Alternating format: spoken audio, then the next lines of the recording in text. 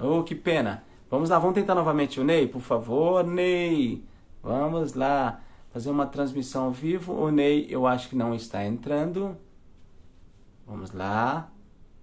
Agora apareceu. Um minuto, pessoal.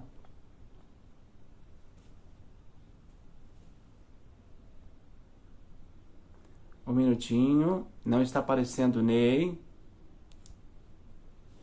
Né? Vamos ver, talvez seja o sinal dele lá, gente. Zé Mário. Zé, só aguarde um minutinho para que a gente possa ver a questão do sinal. Oi, Brise, tudo bem? A Brise é a minha amada imortal. Você sabia que tem um filme Cremilda, seja bem-vinda. Maria Ieda, oi Marieda. Muito bem. Vamos ver, vamos tentar novamente se a gente consegue falar com o Ney. Espera um minutinho. Aqui. Vamos ver. Apareceu os olhinhos da minha amada imortal. Né? Vamos lá. Opa, está chamando o Ney. Vamos lá, tomara que dê certo. Oiê. Até que enfim. Aê, Ney, chegastes. Você chegou com a sua nave. Bom, você... É, Ney, ainda está picotando um pouquinho, não estou entendendo direito, mas vamos tentar. certo, certo. Nossa, Ney, isso é uma das coisas que a gente começa a questionar, porque como que pode isso? Você vê o quanto o nosso país estava despreparado com uma situação como essa, né? Então, o quanto nós temos que evoluir, né, Pois cara? é. Nossa. Ney, em primeiro lugar, eu quero lhe agradecer Verdade. o convite, de ter aceito o convite. Você é uma pessoa muito querida, você sabe o quanto eu lhe admiro como profissional, dedicado, um cara que eu tenho o maior orgulho de ter a sua amizade. Espero que você tenha orgulho de ter a minha. Ney, é, Gratidão, mestre. nós temos essa amizade desde a época do Cepim, quando eu ainda usava o espaço no Cepim, fazendo o ensaio com a galera, e todo aquele povo dentro da sala tocando, e vocês tentando bater o texto. Né? Eu acho que você nunca falou isso, mas Ai, meu acredito Deus. que vocês sempre tiveram um gostinho de soltar uma bomba lá, e falou, meu, vamos parar com o som desses caras, meu. Gente, só para vocês terem uma Ah, ideia, os atores necessitam muito, né? Oi, Taniusha! Taniusha chegou aí, ó. É uma grande oi, atriz também, Tânia. monstro consagrado. Então, quando vocês estão batendo o texto, é claro que vocês precisam de uma concentração, né? Então, você imagina a gente fazendo música lá em cima, vocês tentando bater o texto, né? Então, e o Amaury às vezes chegava lá para mim e falava assim, maestro, Ah, eu quero aprender a tocar trompete. Quando ele saía lá dos intervalos, ia falar para mim, você sabia que ele queria estudar trompete, né? Então, ele foi várias vezes procurar no intervalo lá, querendo falar para mim não, que não ele queria sabia estudar disso. trompete. Grande, Amaury. É, a gente vai ver, esses cabelos brancos vai estar trazendo muitas histórias, né, Ney? Mas, enfim, eu quero dizer para você que eu fico muito feliz de estar conversando com você. Essa sua cabeça aí tem coisas maravilhosas. Você é um sujeito que sempre pensa o que produzir, o que elaborar, e eu fico muito feliz o quanto você tem de ideias. Isso é muito importante, né? Caiu. Caiu, mas vai voltando, Ney. Então, Ney, Volta um pouquinho, mestre, que picotou aqui. eu estava dizendo que o quanto você tem essa capacidade de criar e o quanto você gostaria de continuar criando, né? Mas, infelizmente, às vezes a gente não tem a oportunidade para que a gente possa criar os nossos projetos, os nossos trabalhos. Voltou de novo, gente, está cortando um pouco, travou. Um minutinho, Vanusa. É muito complicado, Ney. Vamos ver se vai voltar. Voltou, Ney. Vocês que estão aí, estão me ouvindo, estão me vendo, dá um alô para mim, para ver se é a minha internet ou a internet do Ney. Voltou, Ney? Ney, voltou. Voltou. Bem, eu tô vendo aqui, tô falando numa boa. Agora tá picotando muito. Vou fazer o seguinte, mestre, vou tentar ir para um outro lugar para ver se lá o sinal melhora. Pode Talvez aqui, ser. porque eu esteja muito distante da base, Ah, então pode ser que melhore para um outro espaço, que aí entendi. talvez melhore a Entendi. situação. Mas enquanto isso, nós vamos Vamos ver. conversando. Ney, me diz uma Sim. coisa. as pessoas, eu queria, na verdade, trazer esse grande bate-papo, que é muito importante nós falarmos um pouquinho para as pessoas de a importância do teatro na vida das pessoas, uma vez que a gente percebe que não só a sociedade, principalmente os mecenas, né? Oi, Grace, seja bem-vindo. Os mecenas que deveriam estar nos apoiando, está melhorando, viu, Ney? Está melhorando. Tá melhorando? Está melhorando. Então, e você está me ouvindo bem? Tô ouvindo. Tá. Então, inclusive... Eu só não estava conseguindo te visualizar, mas eu estava ouvindo. Então, inclusive os mecenas, que deveriam, na verdade, estar apoiando, e aí, às vezes, a gente não tem os devidos mecenas, principalmente o poder público, que acaba ele tendo a condição maior de financiar, de promover as artes, e a gente acaba ficando desamparado. E dizer para as pessoas, e eu quero que você entre nesse assunto, do quanto é importante, do quão é importante o teatro, uma vez que nós estamos só simplesmente falando que nós começamos todo esse trabalho teatral antes de Cristo, só antes. E nós estamos dizendo que esse rostinho que as pessoas olham, que são as duas figuras, aí melhorou, valeu, Hernandes, esse rostinho que as pessoas veem, que é aquela cara, né, que é triste, né, que nós temos uma cara alegre, né, que isso simboliza o quê? A Grécia Antiga, o teatro, né, que nós temos a comédia, não é isso? Que é aquela figura, né, da comédia, e nós temos aquela figura da tragédia. Então, as pessoas, aquele rostinho que vocês olham, que simboliza o teatro, é justamente que vem da nossa Grécia Antiga, a história, né? E aí que nós falamos da importância do teatro na vida das pessoas. É como nós vivemos transformando por meio da interpretação e tentando levar para as pessoas uma vida que não é real, mas ao mesmo tempo as pessoas acham que se torna real. Então, por favor, a palavra com você, querido Ney. Mais uma vez, obrigado. Pode começar a tecer as suas ideias, que você tem muitas nessa cabeça aí. Misericórdia gigante. Mestre, muito obrigado primeiro pelo convite, pela oportunidade de poder estar falando um pouco sobre teatro, que, querendo ou não querendo, é a minha praia, a praia que eu gosto de surfar e que eu gosto de mergulhar, principalmente. Gratidão, obrigado pelas 35 pessoas aí que se dedicaram a ouvir um pouco sobre cultura, sobre teatro, e boa noite a todos. Então, mestre, do mesmo jeito que você falou algumas curiosidades a respeito das nossas primeiras experiências lá no CEPIM, eu também tenho algumas coisas e gostaria de pincelá-las justamente porque tem tudo a ver com o que você perguntou em relação ao teatro. A primeira era justamente isso, né? As dificuldades que nós encontramos por não termos um aparelho que desse conta de abarcar tudo que estava se produzindo na época, né?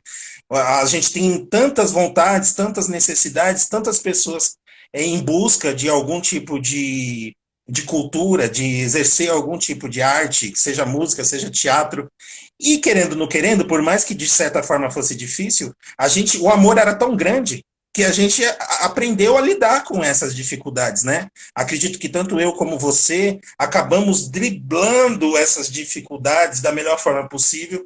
Muitas vezes se sentimos, com certeza, nos desafiados a superar tudo isso de uma forma maior, mas a gente sempre tentou fazer aquilo que estava ao nosso alcance. E eu acho que isso foi uma prova.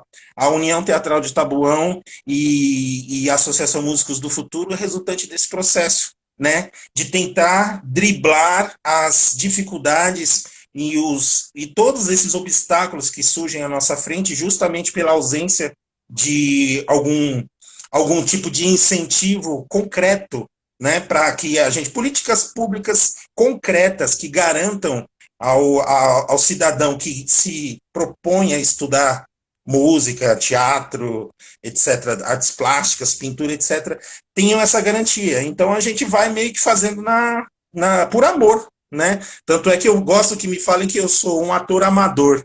Eu prefiro que me chamem de ator amador no sentido de que eu amo o ofício do que dizer profissional, né? Que é uma outra discussão. Mas pegando o gancho dessas nossas lembranças de CEPIM, eu acho que o primeiro movimento que a gente começa a fazer é anterior até. eu vou confessar para você uma coisa que a gente tinha em comum e que só depois é que eu fiquei sabendo. Os primeiros contatos que eu tive com teatro foram na escola, um elemento que nos une por ideologia, porque ambos acreditamos que a educação é uma ferramenta para a gente poder se emancipar ou tentar driblar esses horizontes que aparecem à nossa frente. E eu sou aluno da escola do Parque Marabá, Maria José Antunes Ferraz, onde você começou a iniciar os seus projetos, 92. né, as suas ideias. E o Maria José, lá foi onde que eu tive as minhas primeiras experiências teatrais. Então, devo tudo a duas grandes educadoras, uma que até há um tempo atrás eu ainda tinha um contato, que era uma professora de educação artística, por sinal, era atriz, chamada Lucy Balotin, e uma professora de língua portuguesa, chamada Ana Garcia. Não é à toa que, né, literatura e teatro, né, tem muito a ver, e foram essas duas educadoras que de alguma forma me introduziram nesse universo, né? E por que o teatro é tão importante? Justamente porque através da educação eu comecei a ter contato com um lado meu que talvez ainda não tivesse sido formado, e foi através dessa relação, porque o teatro, por excelência, propõe a relação. O tripé que define o teatro é presença, espaço e relação. Sem essas três coisas, não existe teatro. Maravilhoso. Né? Eu preciso, por mais que nós estivermos aqui conversando, mas mediados por essa tecnologia, por mais que estejamos vivendo personas em ação, né? Que você falou de personagem, né? Somos personagens, porque somos pessoas em ação, né? Desenvolvendo qualquer tipo de ação. Desenvolvemos personagens ao longo da nossa vida. E aí eu peguei e falei assim, poxa, talvez nada melhor do que falar, porque eu acredito que tenham também aí muitos alunos, estudantes de música, ou talvez até curiosos da área do teatro, e que se perguntam, mas como que eu vou começar? Como é que eu vou fazer? Quais são as primeiras contatos que eu posso ter, agora que a gente tem aí um universo de informação a nosso dispor, né? Mas o teatro, por excelência, é o contato humano. Ele pressupõe que eu tenha outras pessoas das quais eu me relacione, onde eu tente, de alguma forma, interpretar o mundo à minha volta a partir dessas experiências. Meu primeiro personagem foi o Dom Pedro, com 8 anos de idade, e a única frase que eu falava era independência ou morte. Mas eu achava que, putz, foi maravilhoso. Lá no Marabá. E você quase morrendo, né? E você quase morrendo. Enfim, então, assim, qual a importância do teatro? Eu acho que, ainda que a gente ainda tenha que se discutir uma série de coisas que nós nos propomos a conversar hoje sobre Brasis, teatros e pandemia, talvez esse seja o primeiro ponto, né? Esse teatro não é um teatro revolucionário, não é o teatro que vai abordar as questões principais sobre as questões históricas e sociais do Brasil, mas é um primeiro contato, né? O teatro, ele propõe a interlocução e a troca, né? Eu vou dar a minha opinião, o público vai ouvi-la e ele vai tirar uma conclusão em relação àquilo. Propõe a reflexão, propõe... o teatro, por excelência, sugere que você se ponha no lugar do outro, né? Quando você interpreta um personagem... A empatia. Exatamente. Exatamente, é o princípio básico do ator, né? Chaplin falava muito disso, ele fala, a capacidade de eu representar os personagens consiste no fato de eu me colocar no lugar do outro, de eu tentar vivenciar e enxergar o mundo a partir de um outro olhar que não seja o meu, porque o meu eu tenho essa experiência, mas é muito fácil eu falar do outro sem me colocar no lugar do outro e sem tentar percorrer os caminhos a partir deste olhar que não é o meu. Né? Então o teatro, ele propõe essa reflexão desde os primórdios dos tempos e ele tenta representar a sociedade, ele tenta fazer um recorte, assim como nós estamos fazendo agora, né? Porque não é impossível diagnosticar o que está acontecendo no mundo em 59 minutos. Então o teatro é também um recorte da vida a partir de um olhar, e esse olhar, ele tem tendências, ele tem pontos de vista, ele tem perspectivas, né? Mas voltando para finalizar sua pergunta, mestre, teatro, ele propõe, primeiro, antes de tudo, essa questão da troca, da empatia. O primeiro contato que você tem aos 8 anos e conhecer pessoas que têm religiões diferentes, que têm origens diferentes, etnias, que eu não gosto dessa palavra, mas só para a gente dizer que temos pigmentações de pele totalmente diferentes, orientações sexuais diferentes, né? Quando nós nos colocamos para nos organizar em grupo, né? Teatro, talvez a literatura você possa escrever sozinho no seu quarto, na sua casa. A pintura depende única e exclusivamente de você. O teatro, ele propõe um coletivo, ele propõe abarcar outros segmentos artísticos, né? Então, tudo é bem mais complexo, mas eu diria que é fundamental para que a gente faça teatro, para a gente poder encontrar ferramentas para poder interpretar esse mundo que está à nossa frente, né? Eu acho que talvez a importância maior do teatro a partir do momento que eu comecei a estudar teatro, ou ter experiências teatrais, voltando lá para o Marabá, 3 experiências ilustram as pessoas que estiverem nos ouvindo, nos assistindo. A primeira foi essa, né, de eu representar um personagem, mas que esse personagem lá na frente, ele teve todo um contexto histórico, né, e isso faz você se perguntar quem foi esse cara? Por que ele fez isso? Por que ele fez isso naquele ano e não fez antes? Sim. Ou porque ele não fez depois? Né? Quer dizer, automaticamente que eu estou contando a história, eu também estou me questionando sobre ela. Sim. E por que eu estou fazendo isso? Então, essa talvez seja a primeira experiência. A segunda é entender que existe um tipo de teatro que é o que eu chamo de amador, que é essa experiência que você tem de falar sobre as suas angústias, sobre as suas impressões sobre o mundo, com as pessoas, mas de uma forma que talvez não tenha a necessidade ou não tenha a pretensão de mostrar técnica, de mostrar academicismo, que é única e exclusivamente uma tentativa de me expressar da forma com as ferramentas que eu possuo, né? O teatro amador, ele sugere um pouco isso, né? É algo mais simplificado, mas é uma tentativa de expor coisas que estão acontecendo com você, e que isso é muito importante. Então, quando eu tive a experiência do teatro amador, foi uma coisa. E a Lucy Balotin, minha professora de educação artística, foi a primeira mulher, a primeira educadora, a primeira pessoa que me levou para assistir um espetáculo profissional, né? Que era um espetáculo infantil, que era uma adaptação de Romeu e Julieta no País dos Gatos, chamado Romão e Julinha, no Bexiga. E, lógico, né? Curiosidade que um teatro simples, que não é um teatro, né? Um teatro do Bexiga bem modesto.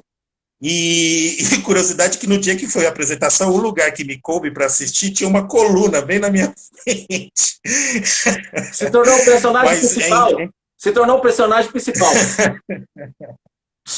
E impressionante que o espetáculo foi tão lindo e tão bonito que mesmo com uma coluna na frente, eu consegui me prender ao espetáculo de ponta a ponta, entender o quanto que era bonito poder contar uma história com todos aqueles recursos, né? Refletores, o palco elisabetano, teatro elisabetano, com cortinas, com toda aquela mística, com aquele ritual, né?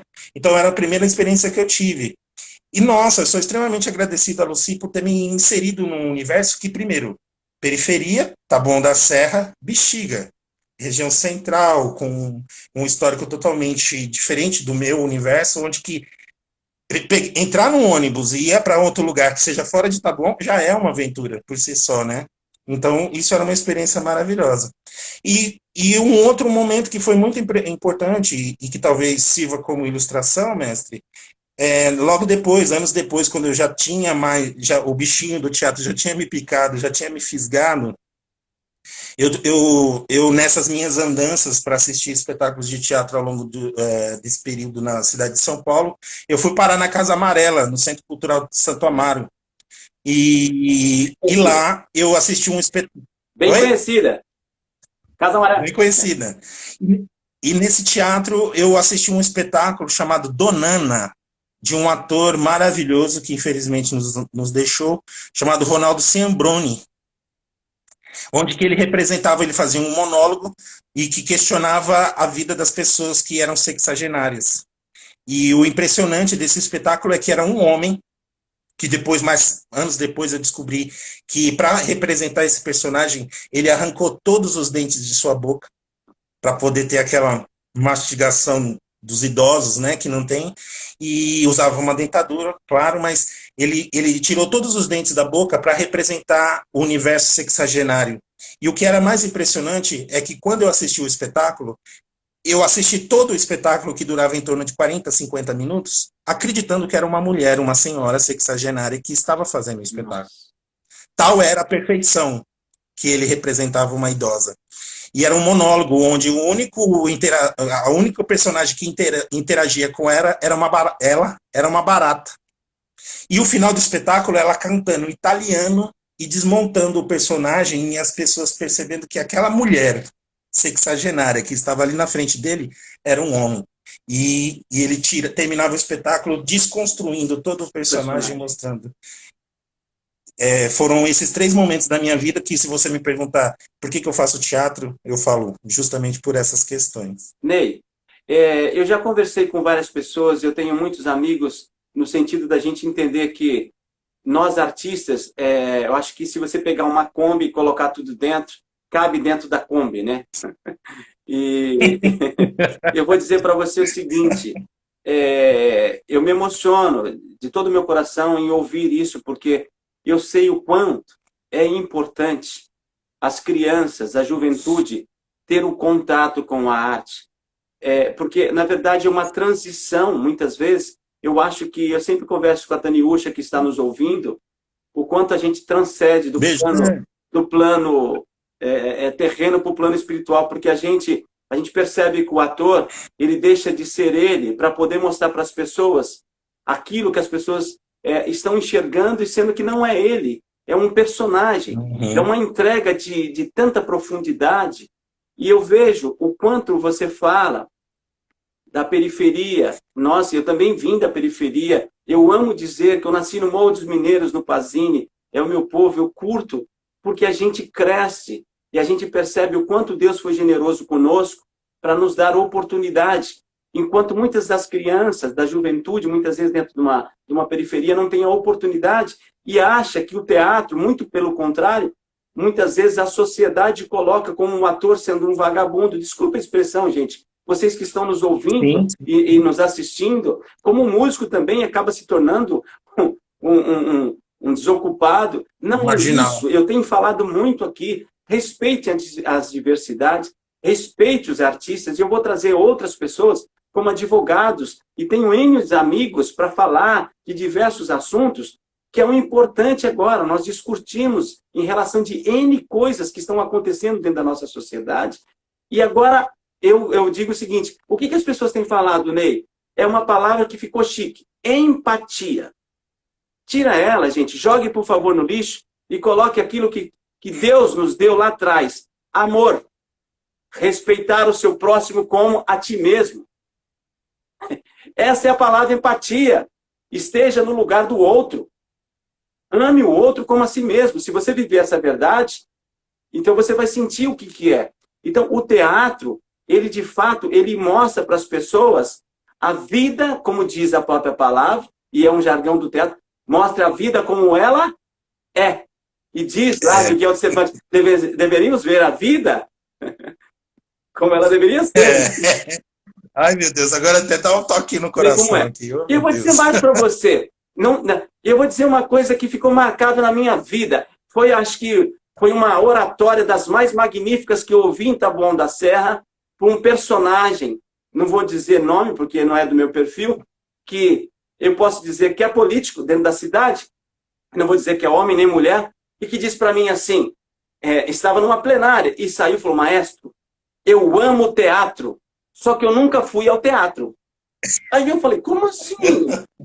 Aí eu peguei e falei, aí eu pensei comigo, eu falei, como? Eu pensei, aí ele falou, você nunca foi ao teatro e você ama o teatro. Então, quer dizer, é a mesma coisa dizer, eu gosto de giló, nunca experimentei, dá até medo.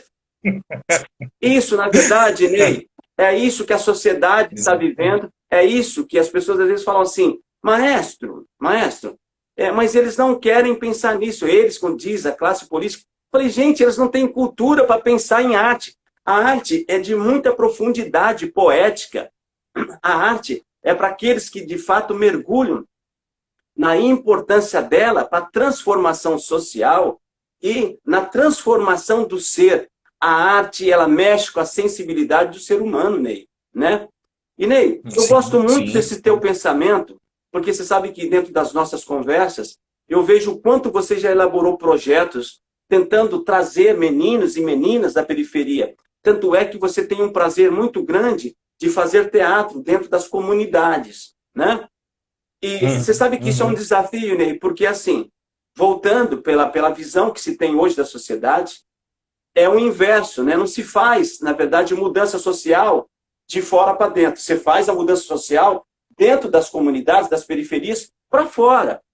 Então, antes que você retome, só para dizer uma coisa para você, eu fui questionado por diversas vezes por que o Músicos do Futuro não foi criado dentro da periferia.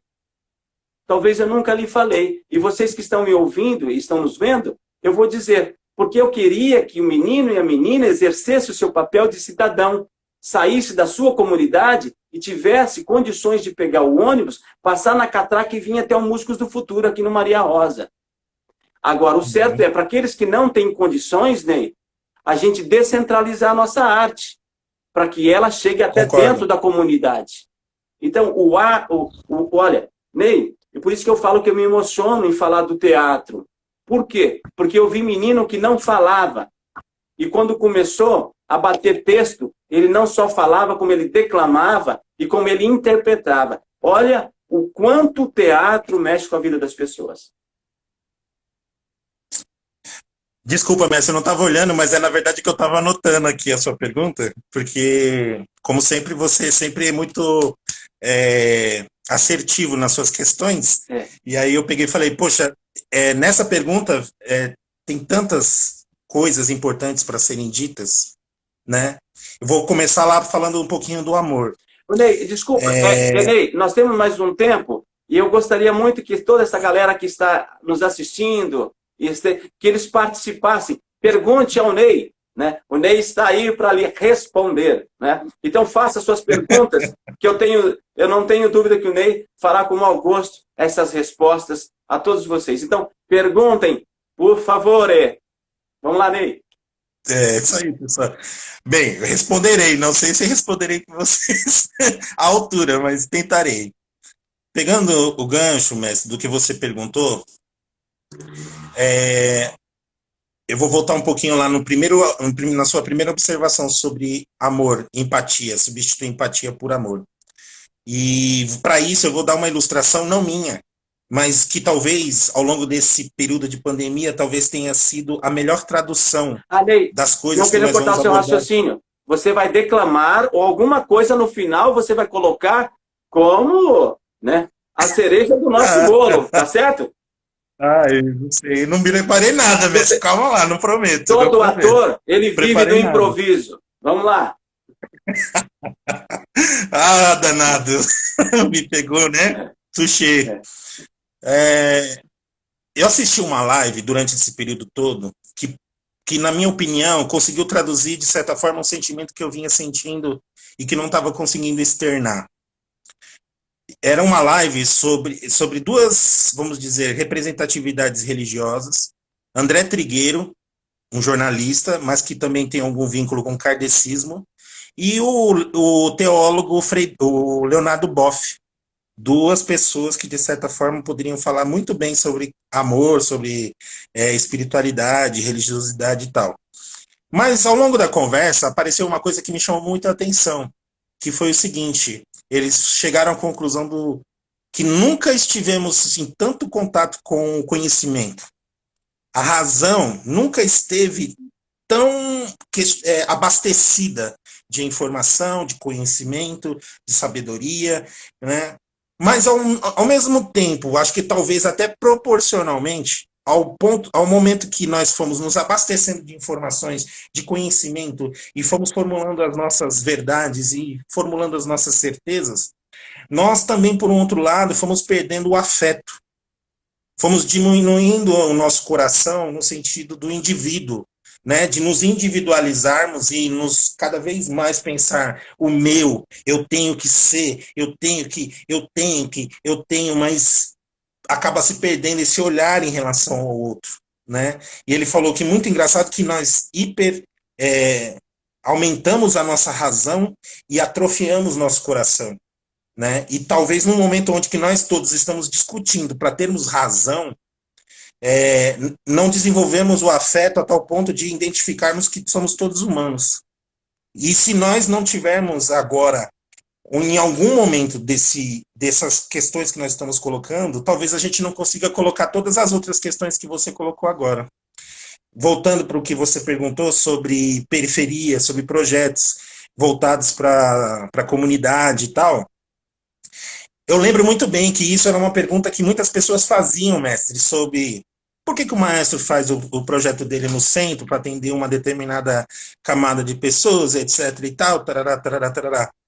E por outro lado, eu também tomava porrada de tudo quanto era lugar, porque os caras falavam assim: Ney, você é muito bom para estar no Tabuão, cara, você tem que ir para fora, você tem que atravessar a ponte, você tem que fazer lá. E eu já cheguei a comentar uma vez com você sobre isso, né? Que eu falava, quando Jorge Amado dizia que quando você fala da sua aldeia, você está falando do mundo, né? Para o mundo.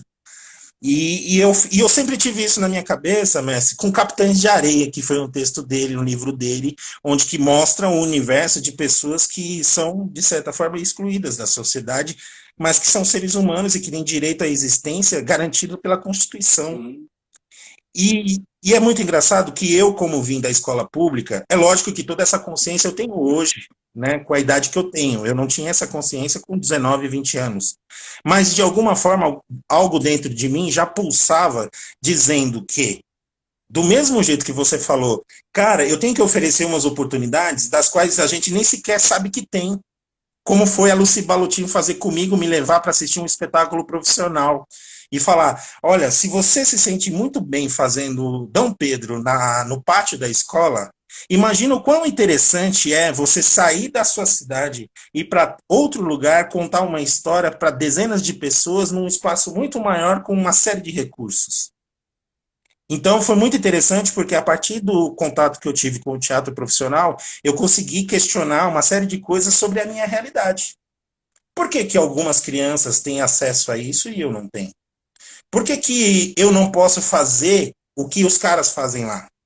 Né? Mas, ao mesmo tempo, eu me deparei com uma outra questão que foi, de certa forma, na contramão daquilo que você propôs, mestre, e tem toda a razão, porque, nesse sentido, você foi muito mais assertivo. Quando eu comecei a fazer teatro na periferia, levando para as escolas totalmente gratuita, sabe o que eu ouvia? Eu passava nas salas de aula e falava assim: boa noite, galera, boa tarde, bom dia, tudo bem com vocês? Tal dia a gente vai fazer uma apresentação de um espetáculo de teatro aqui no pátio da escola, aqui para vocês. A primeira pessoa levantava a mão e falava assim: peraí, quanto que é? Era a primeira pergunta. Ela não perguntava o que era o espetáculo, que horas que ia ser. Não, ela levantava a mão e falava assim: quanto que é? E a resposta: é de graça. Aí ela falava assim: então eu não vou. E eu falava assim: por que que você não vai? Ele falou: porque se é de graça, aqui na periferia, não é bom. Não é bom. Puxa vida. Não é bom. E era muito engraçado porque, assim, só se valoriza aquilo que é feito fora desse eixo. Porque se quem está pagando e se quem está parando a sua vida e se deslocando para ir assistir um espetáculo fora dessa periferia, é porque é bom. Se está vindo de lá para cá, é esmola, é assistencialismo, é qualquer outro tipo de coisa, mas não é importante. E a minha briga durante um bom tempo, mestre, foi justamente isso. Tentar dizer que você é importante, que se eu conseguir, outras pessoas também podem. Claro que de formas diferentes, cada uma com o seu histórico, lógico que é muito mais abrangente, não é uma questão de mérito, não estamos falando disso, mas que responde muito isso, de como que foi assertivo começar um processo que talvez seja de trazer desse universo para dizer que não é porque você está lá afastado desse processo que você não tem direito a esse conhecimento, que você não tem direito a essa sabedoria, esse aprendizado. Mas é um processo de formiguinha, né, mestre? Nós estamos falando aí de mais de 20 anos de um processo que só nós sabemos como é que... A associação, esse mês, chegará aos seus 24 anos de história. Salve, que maravilha, né, mestre? É. 24 anos. Ao longo desse processo, muita água passou por debaixo da ponte, muitas lágrimas foram derramadas nos nossos travesseiros, muito joelho dobrado, pedindo forças e energias para poder continuar a nossa batalha, cada um da sua maneira. É, diante de uma sociedade e de uma estrutura que é desigual e que sempre parece que fala, cara. Davi contra Golias, né? É uma coisa que você olha e fala assim, cara, mas mesmo assim a gente luta e a gente. E eu falo isso porque, para quem está nos ouvindo, me perdoem os, vamos dizer assim, os nossos amigos que querem um debate mais aprofundado, mas quando a gente está falando de teatros, Brasis e pandemia, a gente está falando também dos nossos resultados positivos, né? Para mim, mestre, um dos resultados positivos é hoje receber convites de formatura de alunos que eu tive há 10 anos atrás, 12 anos atrás, 14 anos atrás, e que falam, olha, eu não sou ator, eu não comecei fazendo ator, mas você não sabe o quanto que o teatro foi importante na minha vida para poder me expressar, para poder dizer o que eu penso, para poder chorar, porque muitas vezes eu não tinha nem consciência de que eu tinha direito a chorar, né? O teatro tem todas essas ferramentas que nos permitem, de alguma forma, manter um canal de comunicação, né, direto, né, sem máscaras, por incrível que pareça, né? Embora o símbolo do teatro seja máscaras, mas nesse contato aqui é só humanidade. É a humanidade que media as relações. E é claro que muitas vezes essas relações são desiguais, né? Quando um menino chega e fala assim, olha, se você está fazendo teatro na periferia e não está fazendo teatro com o pessoal do Credit Card, é porque ou você não é bom, ou porque você ou porque você não conseguiu a estrutura que você quer para estar lá. Então, o que você tem para me mostrar não tem valor, não tem sentido, não tem significado. E é preciso ter consciência e entender que aquele discurso dele é um discurso coerente com a realidade dele. E o teatro vai na contramão disso, falar, calma, me dá a chance de pelo menos me ver. E aí a gente, depois do espetáculo, a gente volta a conversar. Né? É uma prática comum no teatro empresarial, no teatro formal, no teatro profissional. Terminou o espetáculo, fecham-se as cortinas, os atores vão para lá e o público vai comer a sua pizza, tomar o seu chopp. E no teatro que eu estou falando, que é esse teatro mais marginalizado, mais periférico de formiguinha, tem o antes, me dá a chance de poder me ver, de poder assistir o que eu tenho para te contar. Tem a relação daquilo que acontece no espetáculo em si, e depois a gente senta e fala, e aí? Depois do que eu tinha para te dizer, você ainda continua imaginando que eu esteja errado? Quais são suas impressões em relação a isso? E assim a gente vai formulando um outro fazer teatral. Por isso que a proposta da nossa conversa é teatros. Sim. Existem várias formas de fazer teatro. E Brasis. Né? Brasis. Né? Porque nós temos... Brasis. Porque, exatamente. Gente, nossa, Ney, nós temos já várias perguntas e é tão gostoso a gente entrar nesse assunto, trazendo para as pessoas. E essas lives, quando eu comecei a fazer, a propositura é justamente isso. Não é a gente alimentar aquilo que a gente já vive.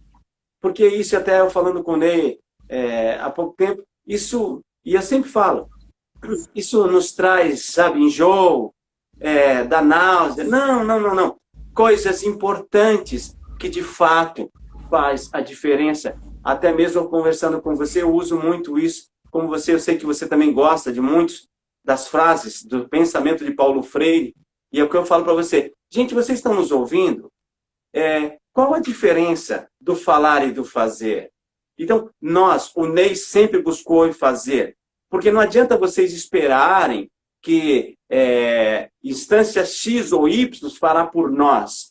A sociedade precisa entender que existe um Ney atuando, trabalhando, fazendo projetos, sonhando para levar a sua arte, a sua vontade de interpretar, a sua dramaticidade para a vida das pessoas, para ela poder chegar e falar, meu, o que eu vi hoje, cara? Que coisa linda! Como eu senti isso? A pessoa sai de alma lavada. Então, vocês que estão nos ouvindo, entendam. Os artistas precisam ser reconhecidos não como pessoas que vivem de uma vida ociosa, são pessoas que se entregam. Eles, na verdade, há uma entrega para que eles possam viver e transformar a vida das pessoas por meio da arte, por meio da educação. Ney, fantástico o seu posicionamento. Eu tenho aqui, por exemplo, vamos lá, Adriano Lopes, chamaria de empatia com a sensibilização? Muitas vezes só a empatia não muda a atitude ou traz reconhecimento no íntimo da ação. Então, reformulando, o Adriano diz, chamaria de empatia com sensibilização. Então, quer dizer, as pessoas precisam sensibilizar, né? Muitas vezes, só a empatia não muda, né? Bonito, Adriano, bonito, legal. Olha, a Ana Beatriz, ela diz, como é o processo para se tornar um ator? Olha que legal, Bia. Como começar?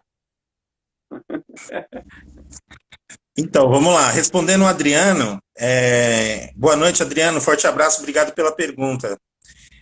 Então, aí a gente teria que falar sobre as definições, conceitos, a gente cairia no campo filosófico. Para simplificar nosso bate-papo e não ficar uma coisa cansativa, demorada, eu diria que quando a gente fala de empatia, amor, qualquer sentimento de emoção onde nos coloque em contato com o outro e nos transforme, que transcenda, que faça com que a gente, de alguma forma, mude a nossa visão de mundo a partir desta relação, né, dessa troca. Eu tenho uma visão de mundo até eu me colocar no lugar do outro. Quando eu me coloco no lugar do outro, eu falo, puxa, se eu estivesse no lugar dele, talvez eu faria a mesma coisa. Então a gente deixa de julgar, apontar, e a gente começa a pensar que a gente precisa pensar em soluções, em comportamentos, atitudes que neguem aquilo e que proporcionem um avanço em relação a isso, né? A gente fala muito, uma outra coisa que tem a ver com o que a gente está falando e que tem a ver com a pergunta da nossa amiga Bia, né? Isso. Obrigado, Bia, pela pergunta. Que tem a ver com essa pergunta do como se forma ator, como se faz teatro, como se inicia nesse processo. A gente fala que existem 2 Brasis, pelo menos, para a gente começar. Existe uma história que nos é contada, eu não vou me aprofundar, mas é só para dar exemplo. Existe uma história que é nos contada há 520 anos que o Brasil foi descoberto. A partir desse ponto de vista, o Brasil, como diria Ariano Suassuna, só produz arte desde 1500. E se ignora um outro passado que existia. Os povos originários, a partir do ponto de vista dos povos originários, o Brasil não foi descoberto, o Brasil foi invadido. Começamos a partir daí. O que acaba acontecendo? Acaba acontecendo que, desde esse tempo, houve uma disputa sobre narrativas, sobre formas de interpretar esse Brasil que a gente vive. E aí o que acontece? Durante esse processo de 520 anos, que não são 52 dias, não são 52 horas, o que acabou acontecendo? Começou-se a adotar um tipo de discurso, e aí eu vou tentar fazer um link com Paulo Freire, uma grande referência, uma grande cabeça. Tem várias coisas que estão relacionadas, mestre. Você falou de uma coisa e eu vou usar uma frase para chancelar isso que você falou. Paulo Freire dizia, ensinei a um camponês a palavra enxada e ele me ensinou a usá-la. O que acaba acontecendo? O que eu quero dizer com isso? É que nas relações de empatia que eu tenho com o outro, eu tenho sempre algo a aprender. Eu tenho sempre algo a trocar. Eu tenho sempre algo a crescer a partir dessa relação. Isso é empatia, sensibilização, amor. Mais do que a palavra, eu acho que é a atitude. Quando a gente fala de Brasis, a gente começa a pensar, de que Brasil que eu quero falar? Desse Brasil que criou um sistema onde chegamos aonde nós estamos, ou um Brasil de um povo, de uma classe, de um grupo de pessoas das quais esse grupo sempre foi tirado a voz, o discurso, a narrativa, a tentativa de diminuir o discurso, de reduzir o discurso a um discurso tortuoso, tarará, tarará, tudo que a gente já está acostumado a fazer. Aí volta a pergunta da Bia. Como estudar teatro? Como fazer teatro? Como se formar ator? Existem dois tipos de atores, porque a gente está falando de dois Brasis, dois... Existe um ator que ele escolhe fazer o teatro porque ele sente uma tremenda angústia dentro de si, e se eu não me engano, se não me falha a memória, é Nietzsche que fala que nós precisamos da arte para dar sentido à existência, porque a realidade, se fôssemos viver a realidade tal qual ela é colocada, a gente não conseguiria suportar. Ele fala, a gente começa a pensar, eu preciso de alguma forma trocar. Eu preciso de alguma forma manifestar tudo isso que está acontecendo e que eu estou sentindo, e essa impressão em relação a esse mundo que eu estou vivendo, e eu não consigo, de alguma forma, no diálogo, no dia a dia, no cotidiano, diagnosticar todas essas coisas. Então eu coloco através da arte, da pintura, da música, das artes cênicas. Eu tento, de alguma forma, dialogar com o humano por outros caminhos. E muita gente escolhe o teatro. Só que o que acaba acontecendo? O teatro, que deveria ser, as artes como um todo, deveria ser um direito do ser humano. E aí eu vou fazer um link, Edson, que você fez aí uma live onde você bateu muito nessa tecla, né? Que nós pagamos para estudar arte, nós pagamos para... Tudo foi mercantilizado, inclusive as artes. O que deveria ser de direito do ser humano, garantido pela Constituição, é mercantilizado, virou mercadoria. Então, o aluno deveria aprender matemática, português, filosofia, música, teatro, pintura. Ele deveria ter direito e acesso, e isso não deveria ser cobrado. Mas o que acaba acontecendo? Num país onde que tudo é mercantilizado, inclusive os sentimentos, acabou-se também tendo que se mercantilizar a função do ator. E aí o que acaba acontecendo? Aí existem duas formas, respondendo a sua pergunta simplificadamente, porque a pergunta é mais complexa. Você tem duas escolhas. Ou você escolhe fazer teatro com o objetivo de tentar veicular aquilo que você está sentindo, tentando obter algum tipo de retorno financeiro baseado nisso que você está construindo, para poder manter a sua dignidade como cidadão, né, poder alimentar-se, poder comer, beber, pagar seu aluguel, etc. e tal. Ou você vende a sua mera força de trabalho, onde o ator é esse ator que a gente chama de ator, o ator profissional, né? Quer dizer, não interessa se ele vai vender cigarro, se ele vai fazer comercial de cigarro, se ele vai fazer comercial de bebida, não interessa quantas pessoas vão morrer vítimas de acidente de trânsito porque beberam a cerveja que ele veiculou e disse, beba essa cerveja, ela é legal. Ele vai vender a sua força de trabalho para qualquer pessoa, qualquer empresa, qualquer coisa que garanta a sua subsistência. Ele está errado? Eu diria que não. Vivemos numa sociedade capitalista onde as relações são mediadas pelo dinheiro. Porém, o teatro em sua essência, assim como a música, assim como as artes no geral, era uma coisa como escovar dente. Eu vou escovar os dentes, eu vou tocar o meu instrumento, eu vou pintar o meu quadro, eu vou ler um livro, eu vou escrever um livro. E depois de um tempo, isso começou a se tornar mercadoria. E essa é a grande dificuldade.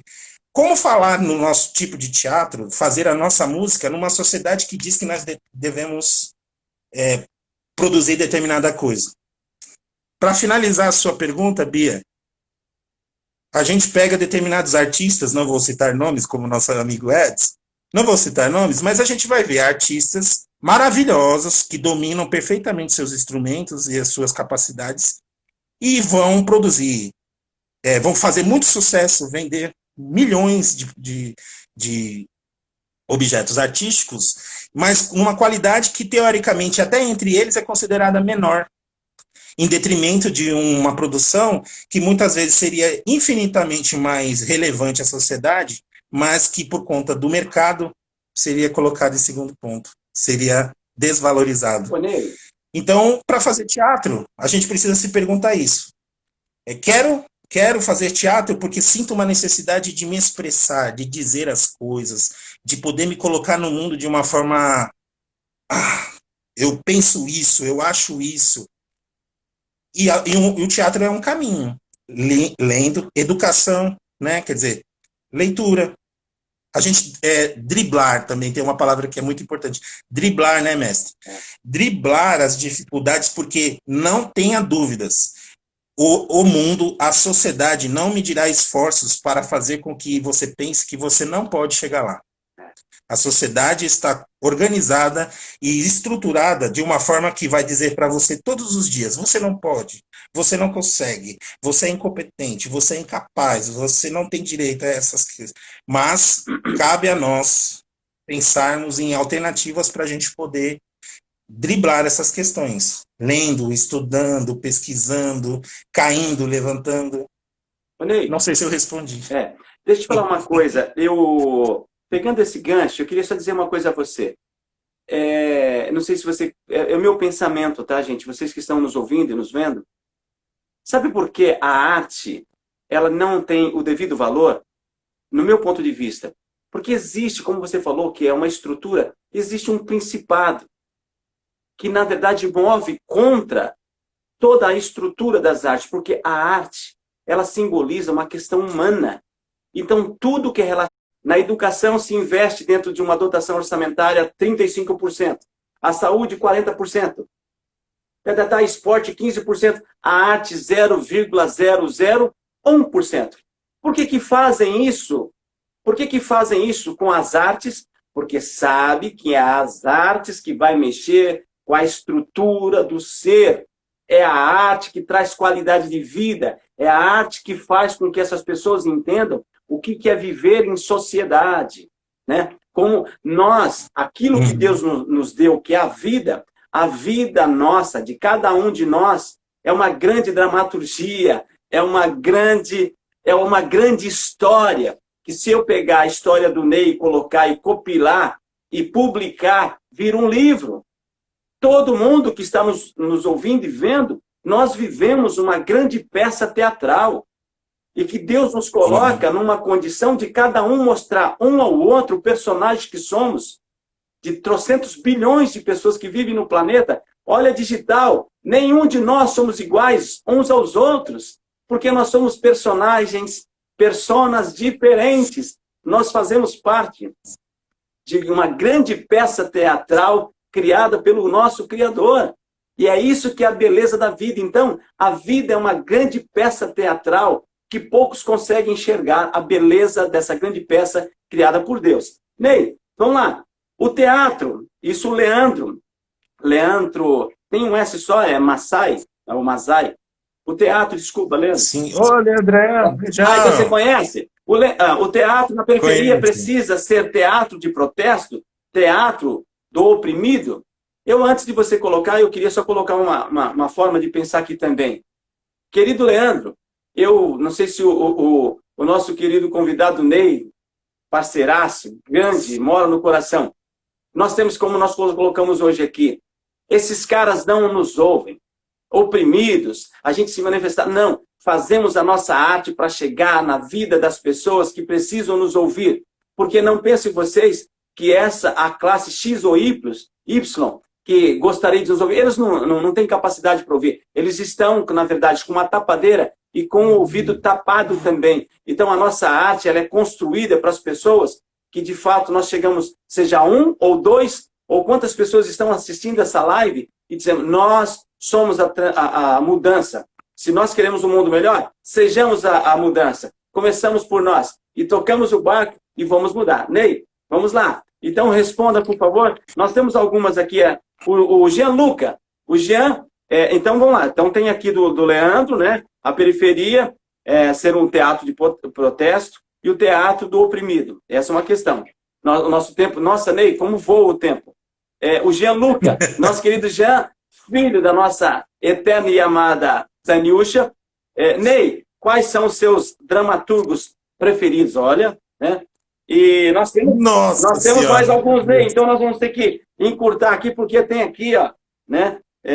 Nós temos pouco tempo. Então vamos lá, manda bala, porque tem muita gente ainda perguntando, Ney. O caldo está engrossando. Pena que está no final, né? Mas é o seguinte, só repete para mim a pergunta do Sandro, Tá. do Sandro Massai, que ele É falou. Sandro? Eu pensei que era Leandro, perdão. É É Sandro. Sandro, eu coloquei aqui. Sandro Massai. Então, o teatro na periferia precisa ser teatro de protesto ou teatro do oprimido? Desculpa, Sandro, perdão. Sandro, grande beijo aí, daqui do Brasil para Ô, Dinamarca. louco! É, International. ó, teatro, Sandrinho, eu acho que eu diria para você o seguinte: existem teatros necessários nesse exato momento, que muitas vezes a gente se debate, discute, quebra pau nos espaços, pensando qual seria a melhor linguagem estética para a gente atingir o maior número de pessoas. Já que o discurso que a gente está falando, de certa forma, a gente tem essas teorias, esses conceitos, por exemplo, o teatro de protesto e o teatro do oprimido, como o maestro Edson disse.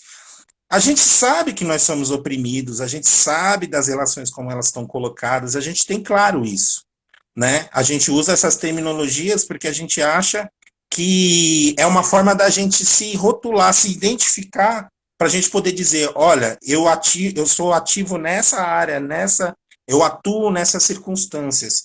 Mas eu diria para você que, por exemplo, qualquer atividade que é feita hoje na periferia é de protesto, já é por si de protesto, já é de oprimido, mesmo que ela ainda tenha uma conotação que a gente olha e fala, será que é por aí? Mas eu fico pensando que a ausência de atividade, de produção artística, de qualquer tipo de intervenção, como eu te falei, eu cheguei ao teatro através de um espetáculo de Shakespeare, mas era um espetáculo infantil do Romão e Julinha, né? Que era um espetáculo que até em si não carregava em si nenhum tipo de moral da história, mas que eu achava extremamente interessante e importante. Eu acho que é importante se fazer teatro e qualquer tipo de teatro, qualquer tipo de atividade artística nas periferias. É preciso que a gente ocupe esses espaços, porque é também disputa de território. A periferia é. Então, eu concordo com você no sentido de que é possível fazer um tipo específico de teatro que tenha esse rótulo de protesto e de oprimido, para que a gente saiba qual é o nosso local, qual é o tipo de fazer artístico que a gente faz. Mas para a periferia, para a comunidade, o importante é ocupar esses espaços e estar, de alguma forma, entrando em contato, se relacionando e criando algum tipo de relação. Ô, Ney. Eu vou tentar responder agora do Jean. Ô, Ney, mas os dramaturgos... Só um intermexo. Se uma dotação de 1% para se fazer arte, já não precisa falar se existe opressão ou não, né?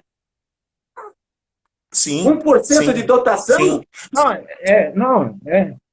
É que eu acredito que ele colocou assim, no sentido de assim, a gente dar nome aos bois, né? Hoje os artistas estão em condições vulneráveis, porque o cara parou de produzir sua arte. Então, nós vivemos uma situação, desde a existência de tudo, como você falou, em 520 anos de país, de uma forma oprimida. A arte nunca foi vista com bons olhos. Então, há uma opressão. Então, se você não consegue produzir, você não chega em periferia, você não chega a lugar nenhum. E vou dizer mais para vocês, tá, que estão nos ouvindo. Quantas vezes você vai à sala de concerto, uma sala que você acha que só tem ali uma sala de glamour, de pessoas que têm dinheiro, são pessoas que não sabem nem o que estão fazendo ali, e que muitas vezes vai à sala de concerto tomar uma canequinha de sopa que custa R$20. E se você perguntar para ele, que música você está ouvindo? Eu falo, não sei não, mas estava bonito.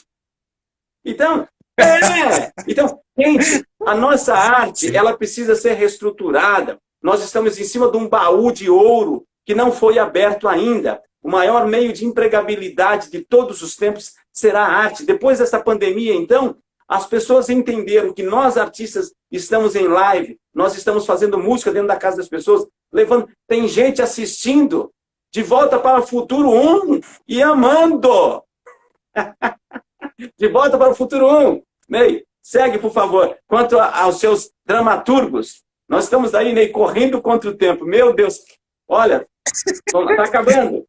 Né? Ó, então tem aqui, seu dramaturgo, tem mais uma aqui, blogueira da Baixada. Até os nossos pais achavam que fazíamos teatro gratuitamente e não tínhamos um valor.